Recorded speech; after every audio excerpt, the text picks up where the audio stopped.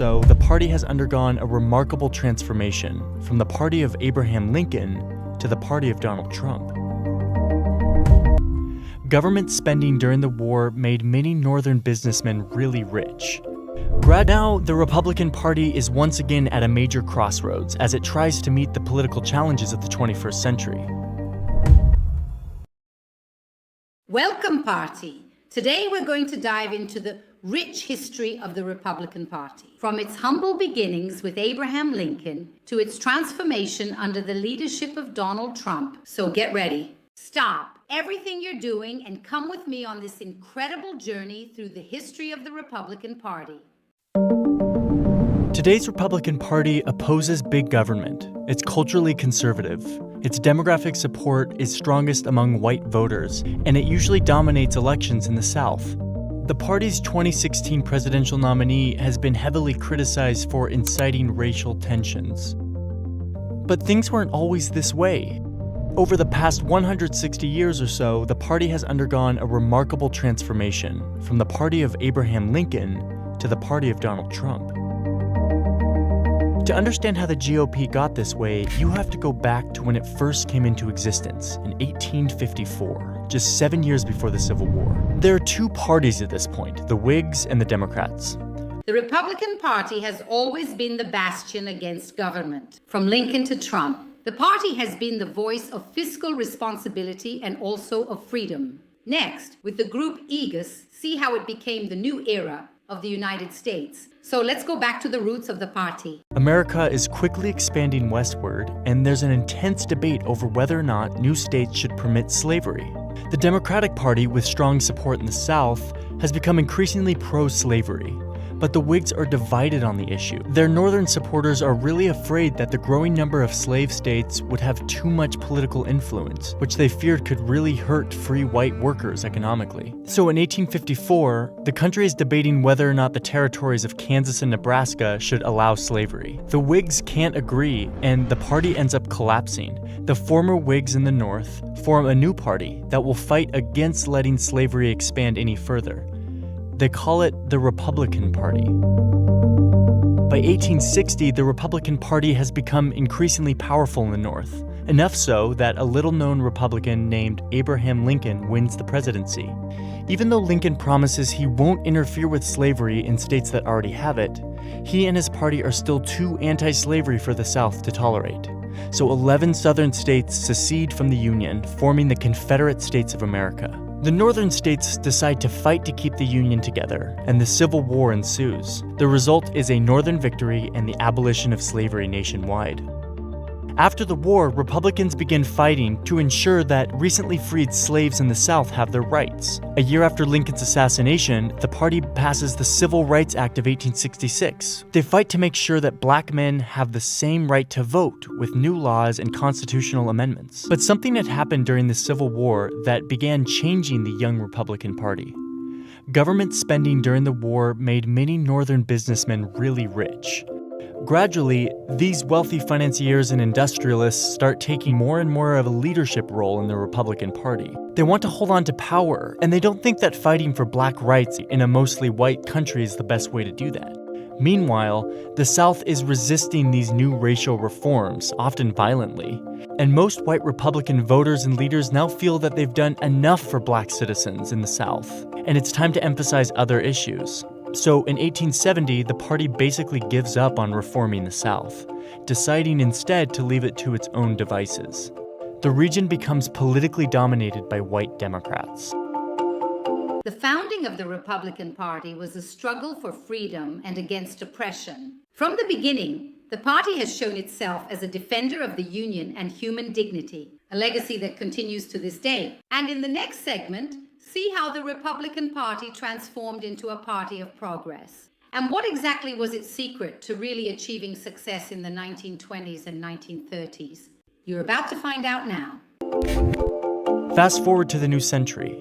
By the 1920s, the Republican Party has become essentially the party of big business. This works out quite well for them as the economy is booming, but not so well when the economy crashes in 1929 and the Great Depression begins. Franklin D. Roosevelt and other Democrats are swept into power and begin dramatically expanding the size and role of the federal government in an attempt to fight the Depression and better provide for Americans. Republicans oppose this rapid expansion, defining themselves as opposition to big government, an identity that the party still holds today.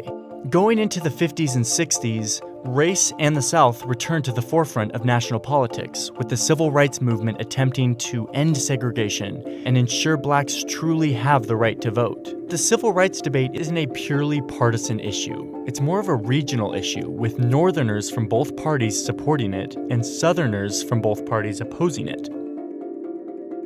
Then, in 1964, it's Democratic President Lyndon Johnson who signs the Civil Rights Act into law. And it's Republican presidential nominee Barry Goldwater who opposes it, arguing that it expands government power too much. A massive switch-up takes place. Black voters, some of whom had already been shifting from the Republican Party, convert almost entirely to their new advocates, the Democrats. The white voters in the South, who had been staunch Democrats, start to really resent the big government interference here and in other matters like abortion rights and school prayer. Over the next 3 decades, whites in the South switch to the GOP, which makes the South an overwhelmingly Republican region. By the 1980s, the party begins to resemble the GOP we are familiar with today. Republicans elect Ronald Reagan, who promises to fight for business interests, lower taxes, and traditional family values. As the 21st century begins, America is going through a major demographic shift in the form of Hispanic immigration, both legal and illegal. Democrats and business elites tend to support reforming immigration laws so that the over 10 million unauthorized immigrants in the U.S. would get legal status. On the Republican side, tough on immigration policies and rhetoric became popular. But this ends up costing the Republicans when, in 2012, Mitt Romney loses his bid for the presidency. He gets blown out among Hispanic voters.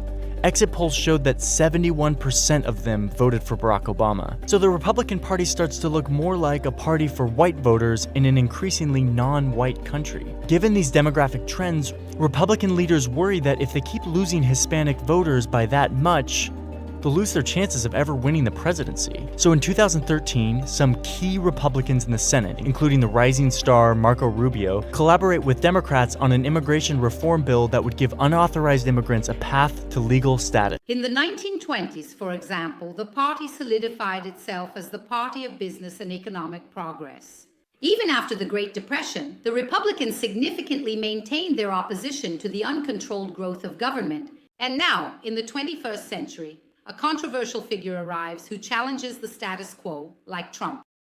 But there's a huge backlash from the Republican Party's predominantly white base, which views the bill as amnesty for immigrants who broke the rules. This exacerbates the GOP voters' mistrust in their own party leaders, a mistrust that has already been growing for some time. And that makes the political landscape of 2015 fertile ground for a figure like Donald Trump, an outsider businessman who wants to build a wall on the border of Mexico. Trump isn't a traditional conservative, but he appealed to the resentment and the mistrust of party leaders that Republican primary voters had, as well as the strong opposition to growing immigration trends. And even though he was loathed by party leaders, he won enough support in the primaries to become the GOP nominee for president. So now, the Republican Party is once again at a major crossroads as it tries to meet the political challenges of the 21st century. It's up to Republican voters and leaders to decide just what they want their party to be. And Trump's rise is a testament to how the party manages to reinvent itself. He captured the spirit of dissatisfaction and hope of his voters, promising to protect America and restore its greatness. And he brought the change that many longed for. And now he's back, once again. An adaptation? As you can see, the history of the Republican Party is a story of resilience and adaptation. And from Lincoln to Trump, the party has remained steadfast in its values, like always. And it continues to be a beacon of hope and freedom for thousands of Americans. And if you indeed believe in the party's power to change the future, join us. Go ahead and subscribe to the channel. Turn on the notification bell so you don't miss any of our videos. Share your opinion with your friends. Together, we can continue to write the history of the Republican Party. Thank you all very much. See you next time.